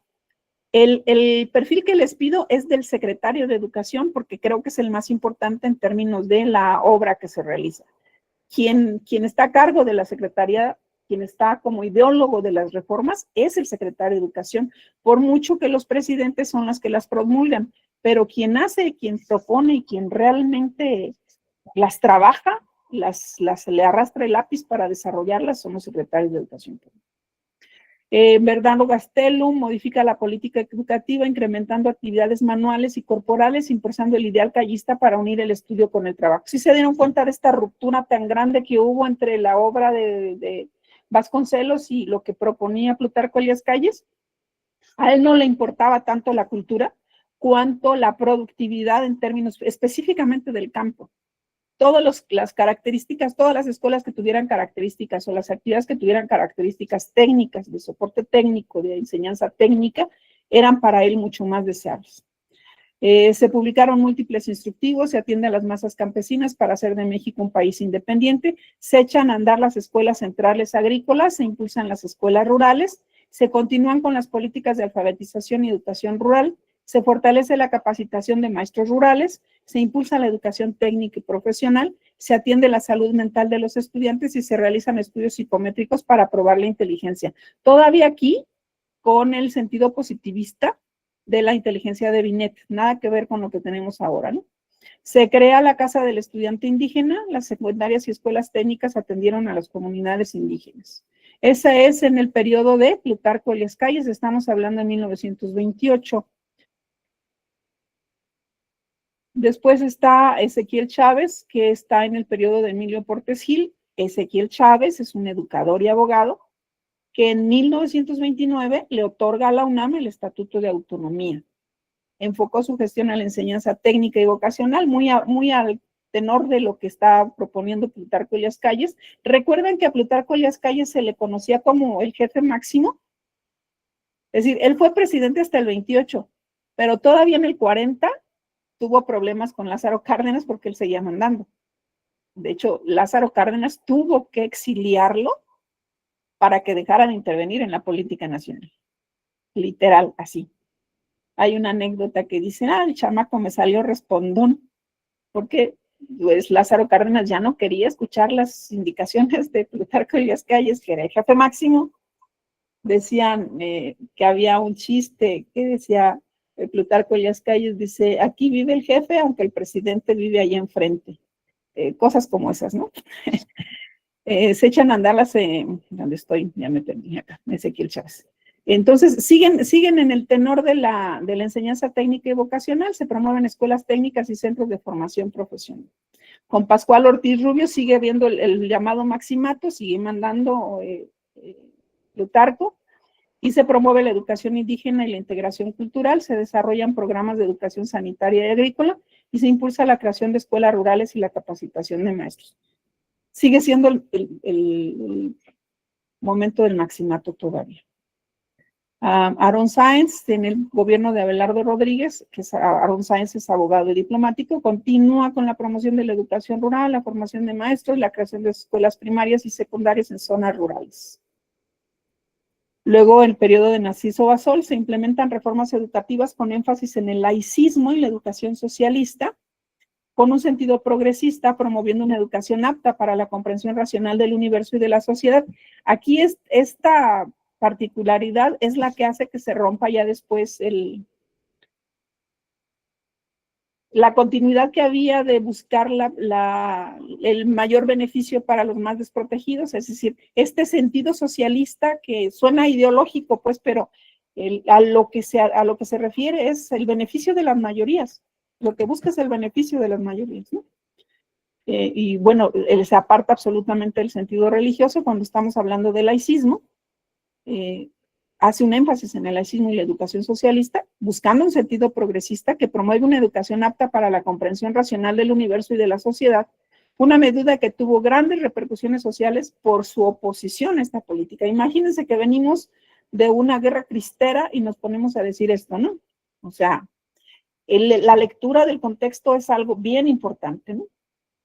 La educación hasta este momento se encontraba en un esquema que era dogmática, memorística, más que creativa y abstracta. Acuérdense que estábamos en el positivismo, que no se logró romper. Se establece la Escuela Normal de Especialización y se promueve la educación técnica y la formación de maestros. Con Lázaro Cárdenas está Gonzalo Vázquez Vela, en su primer año, es un abogado y educador. Continúa con las reformas educativas enfocadas en la educación socialista, con la oposición de la Iglesia Católica y, por supuesto, de una gran mayoría del pueblo de México. Se multiplicaron las escuelas en el campo, fortaleciendo la educación técnica y vocacional. Los planes de estudio estaban orientados siguiendo a los planes soviéticos. Acuérdense que 1914-1917 fue la primera gran guerra mundial. Bueno, la gran guerra mundial no me interesa. Me interesa la revolución rusa y la consolidación del Estado ruso, el Estado soviético, y de ahí, pues, todo lo que viniera de Rusia, por el sentido socialista, era bien recibido para quienes tenían esa tendencia, ¿no? En 35 al 39, Ignacio García Telles, todavía durante el gobierno de Lázaro Cárdenas, también abogado y político, fomentó la educación técnica y la creación de escuelas industriales, impulsó los programas de educación para adultos. Esta es la primera vez que se maneja, si lo revisan. Y en 1936 crea el Instituto Politécnico Nacional para atender a un frente alternativo al de la UNAM. La UNAM muy enfocada en la generación de cultura y en la educación de las clases más acomodadas. Y el Instituto Politécnico Nacional está destinado para los hijos de los obreros, para los que quieren estudiar técnica y para los que se necesitan para que se fortalezca el sentido tecnológico del país, ¿no? Para las poblaciones más desfavorecidas y para formar a quienes habrán de transformar México hacia la modernidad, lo que se requería debido a la expropiación petrolera que expuso a los técnicos e ingenieros extranjeros que las atendían. Aunque esto me pareció después que lo puse muy inadecuadamente, porque la expropiación se dio hasta el 38. Ahí como que algo pasó. Sus diversas escuelas... Sí, es correcto. Es que ahí los puso al revés. No es que primero se creó el Instituto Politécnico Nacional y yo aquí estoy haciendo derivar de la expropiación la creación del Instituto Politécnico y eso es inadecuado, no es correcto. Bueno, es que también, por ejemplo, el primer secretario de Educación de Lázaro Cárdenas fue Ignacio García. Ándale, todas esas cosas, por favor, incorpórenlas a esta tabla y así vamos a tener una tabla más completa. Ahí están, ¿vale? Pues volteados los nombres. Ajá, entonces no seas malito, tú te vas a poder meter y vas a hacer las ediciones que corresponden. Corrige lo que tengamos equivocado acá, ¿vale? Donde estoy, se crearon diversas escuelas, por ejemplo, la Superior de Comercio y Administración, la Escuela Nacional de Medicina y Homeopatía, la Escuela Superior de Construcción, la Escuela Superior de Ingenieros Mecánicos y Electricistas, la Escuela de Bacteriología, todas ellas del Instituto Politécnico Nacional.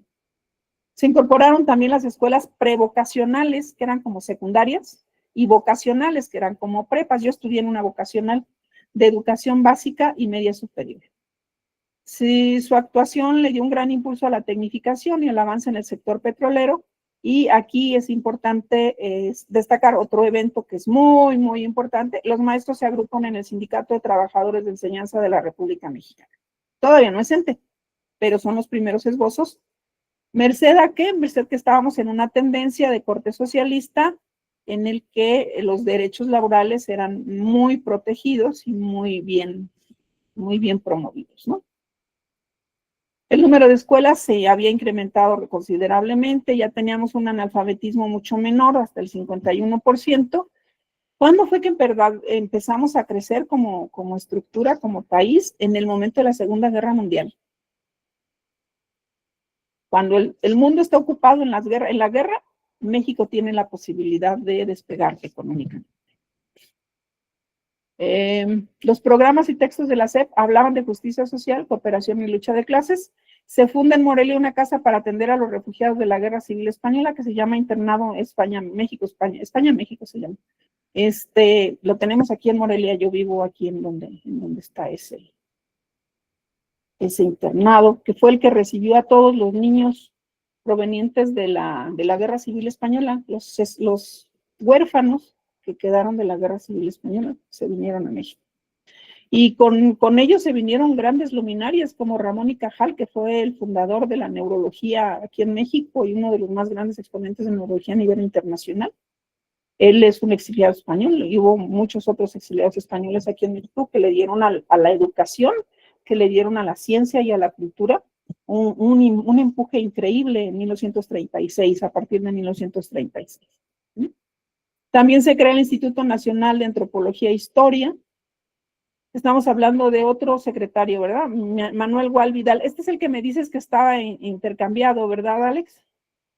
No, los otros dos, y ese tiene un nombre que no es ahí, ese fue de otro presidente, ahí más bien era el tercer secretario que estuvo con Lázaro Cárdenas. Ajá. Fue Luis Chico, era algo así, Luis Chico Guerni, fue el que estuvo al último de Lázaro Y Cárdenas. de 39-40, porque en ese periodo todavía estaba Lázaro Cárdenas. Sí, pero no era Manuel Gual Vidal, ese es de otro.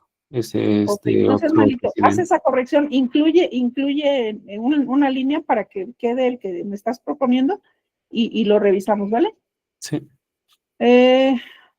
Se crea el INAH por la sustitución de importaciones, que es aquí en donde empezamos ya, si se fijan, ya estamos en la Segunda Guerra Mundial, en los 40, la guerra ya tiene 2 años de que empezó, año y medio.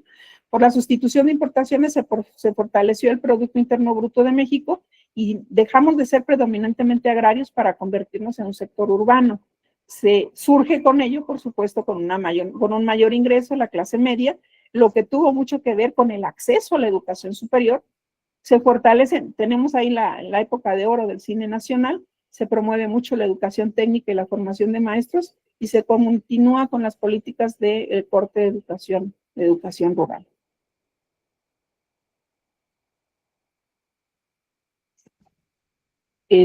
No quisiera seguir leyéndolas, ya lo tienen aquí en el acceso, ya lo pueden revisar, por favor. Compárenlo con lo que ustedes generaron y hagan la incorporación de lo que corresponda. Les pido de favor que lo pongan en un color diferente para distinguirlo y hacemos al final uno solo que esté integrado con todas sus aportaciones, ¿vale? Lo que quisiera que viéramos en estos últimos minutos es el trabajo final, que va a partir de aquí, porque lo que les quiero pedir es, por favor, que, por ejemplo, se crea el CREFAL, se crea ¿dónde está el plan de 11 años? ¿Dónde está el plan de 11 años? Acá están. Se eliminan las escuelas mixtas. Que seleccionemos aquellas cosas que son las más importantes, las que tuvieron mucho más peso en términos de política educativa. Cuando se crea el INEA, por ejemplo. En el 45 se aprueba la ley que da paso a la ciudad universitaria, se crea la ciudad universitaria, se crea el CREFAL. Aquí está, en su segunda gestión implementó el plan de 11 años. Es este mismo autor, pero es Jaime Torres Bodet, pero en su segundo periodo que va a aparecer más adelante. Se pone la primera piedra de SU, van a seleccionar ustedes de esta lista y lo que ustedes incorporen, aquellas cosas que sean las más importantes. Se crea Conalitec, esto es muy importante, por ejemplo, Conalitec es la Comisión Nacional de Libros de Texto Gratuito, a cargo de Martín Luis Guzmán. Vamos a seleccionar aquellas cosas que sean las más importantes y voy a dejar de compartir esta. Acá estoy. Y me voy a compartir. Ay, no la estaba compartiendo, ¿verdad?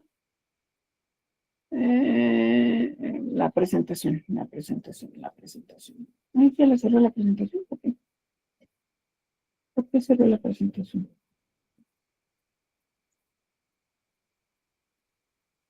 Aquí está.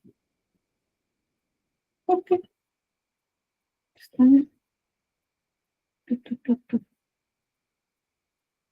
¿Por qué no estoy aquí? Ok, vamos a presentar.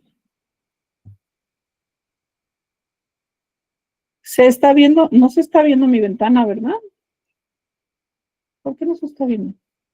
Para evitar el espejo. Ahorita se está viendo, es una carpeta con archivos de Word Se y está viendo mi PowerPoint. escritorio entonces. Ahí sí el se ve. escritorio. Ajá. Las ¿Ahora se carpetas ve la presentación? No, no se ve la presentación. No. ¿Por qué no se ve la presentación? Eso sí, no lo sé. ¿Qué pasó? Voy a cerrarla. Voy a guardar. Dejo de presentar. La voy a abrir otra vez. Escritorio. Políticas públicas. Aquí están.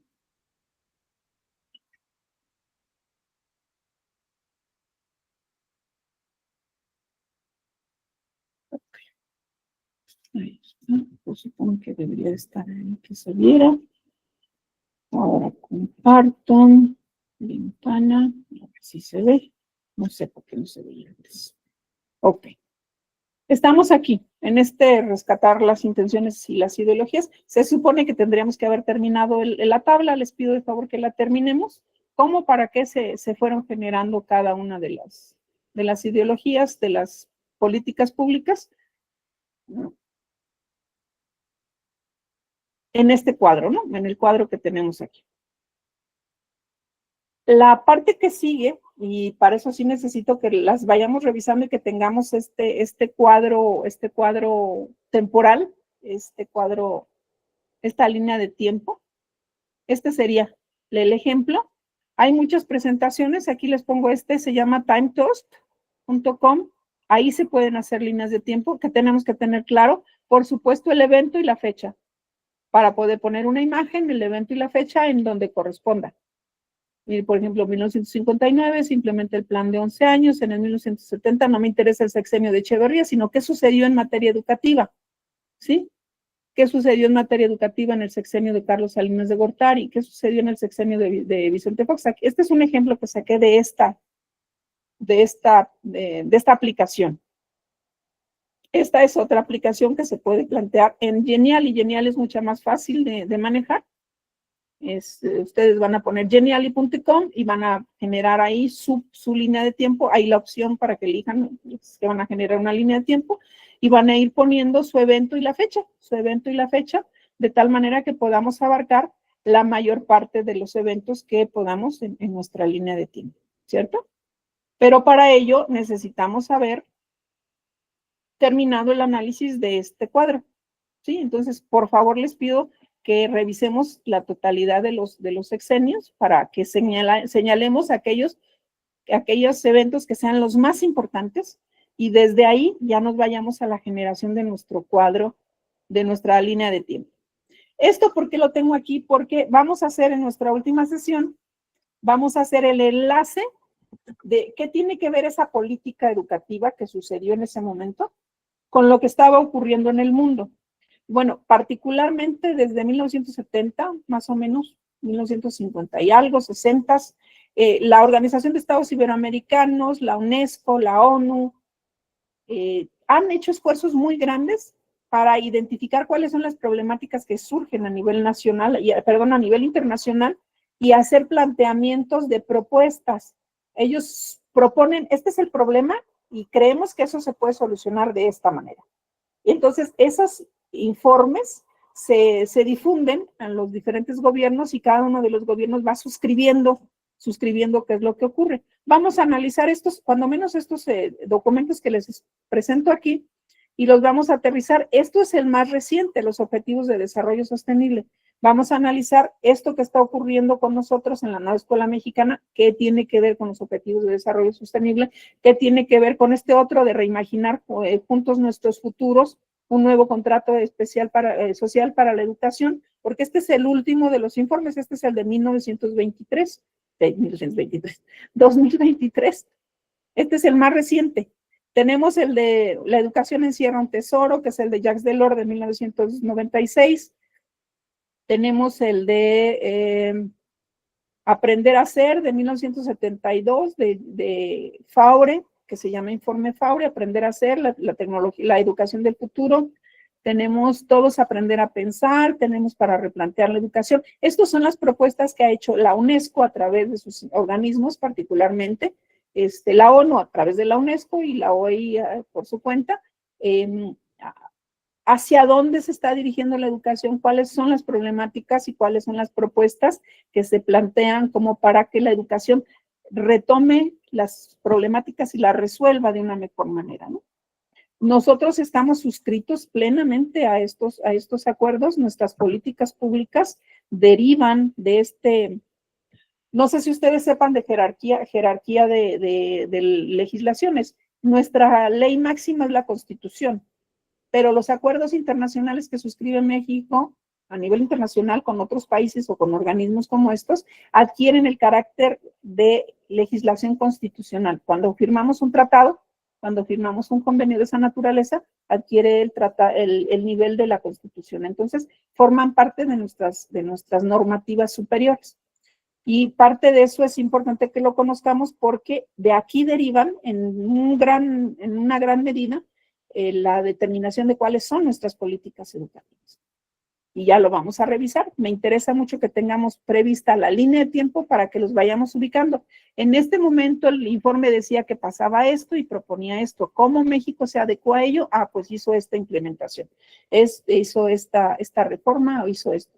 El primero que tengo documentado es 1972, que estaríamos aquí después del sexenio de Echeverría.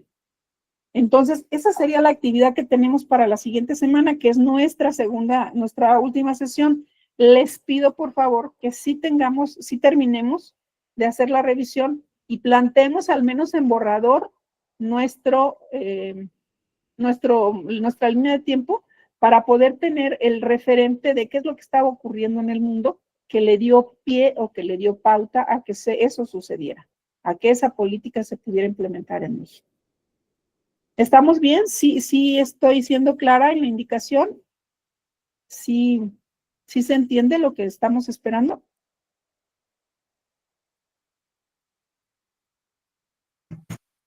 Doctora, lo que vamos a hacer, le vamos a presentar la línea del tiempo. Es correcto, después de haber terminado de revisar en la tabla. Ustedes en la tabla Después van de a la seleccionar tabla. Primero vamos a lo más checar la importante. tabla bien. Es correcto. O sea, vamos a otra vez a revisar la tabla y checar lo que no va ahí. Y ya después vamos a empezar con la línea del tiempo. Es correcto. Es correcto. Es correcto. Después de haber seleccionado en la tabla, no vamos a poner en la línea del tiempo todo lo que viene en la tabla, nada más lo más importante. Creación de la Secretaría de Educación Pública, autonomía de la Universidad Nacional Autónoma, lo más importante, las cosas más importantes. Plan de 11 años, creación del CONALITEC, cuándo se firmó el Pacto para la Calidad Académica, cuándo se firmó, cuándo se propuso la nueva escuela mexicana, cuándo se propuso la educación por competencias, ¿sí? ¿De dónde vinieron? Lo vamos a analizar, pero en la línea de tiempo. ¿Sí estamos bien, Gemma, Ale? No, yo tengo una duda. O sea, el archivo que vamos a completar o corregir es el que empezamos nosotros. No, ese por favor, ya nada más tómalo como referencia. El que yo les estoy poniendo ahorita, el que abrieron ahorita, Ajá. Cópiense ese vínculo en otro lado, en su correo o en algún lado, en su WhatsApp, y para que lo puedan abrir, porque lo van a abrir con el vínculo. Y trabajan ya sobre el que subimos ahorita, que está completo, salvo las correcciones que ustedes le puedan incorporar. Ya el anterior, tómalo solo como referencia de lo que investigaste. Me dices, mira, en esta línea te faltó esto, y ya lo anotas, pero en el de hoy. Ya Ok. no vayan a intentar rellenar el otro porque sería un trabajo inútil, no tendría caso. Uh-huh. Sí, ya entendí. ¿Sí? Sí, Gemma. doctora, está bien, sí. Bueno, hay chambita. Espero que sí lo podamos plantear, aunque sea, ténganlo en borrador, para que podamos hacer el análisis con las políticas públicas internacionales, ¿vale? Sí, doctora. Pues Sí, doctora. sería eso el día de hoy, mis amores, ya es noche, ya casi van a ser las 10. Agradecerles mucho su asistencia. No sé por qué Marco no se conectó el día de hoy, algo pasaría. Pero espero que se entere de las actividades. Igual le mando un mensajito para que pueda trabajar. Okay, yo todavía tengo dudas. Sí, adelante, Ale. Pero entonces copiamos el archivo que nos compartió ahorita hace un momento. No necesitas O en copiarlo, ese no, mismo. puedes trabajarlo ahí. Puedes En ese trabajarlo mismo. ahí. En ese mismo. Entonces nomás mando a que la solicitud de que pueda editarlo y ya en ese mismo. Pero no te deja editar porque entiendo que como puse el vínculo, le puse ahí para que cualquiera pueda, con el enlace lo pueda abrir. No, a mí lo que me ¿No te deja aparecía editar? era de que solo lo podía leer y para editarlo le tengo que dar en un botón que dice pedir acceso a editarlo y ya ahí le tengo que decir por qué lo quiero editar.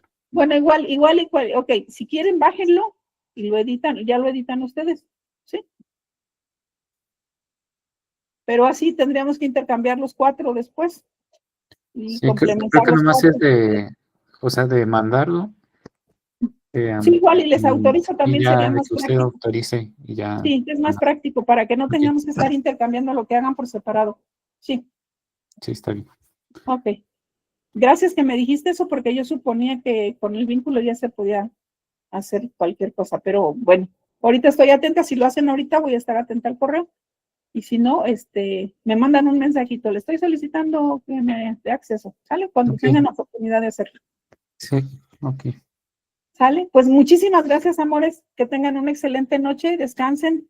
Gracias, doctor. Bueno, Gracias, buenas noches. doctora. Buenas noches. Que les vaya muy bien, mis niños. Voy a cancelar la grabación. Hasta Gracias. mañana. Muy buenas noches. Buenas noches.